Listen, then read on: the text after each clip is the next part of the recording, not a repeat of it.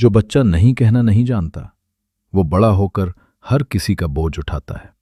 हम बच्चे को सिखाते हैं, बड़ों की बात मानो, सबसे अच्छे से पेश आओ।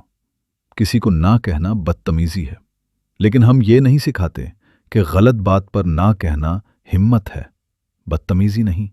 और फिर वही बच्चा बड़ा होकर दोस्त की गलत बात मान लेता है, बॉस का नाजायज हुक्म सह लेता है, रिश्ते में तकलीफ बर्दाश्त करता रहता है, क्योंकि उसे नहीं कहना आया ही नहीं।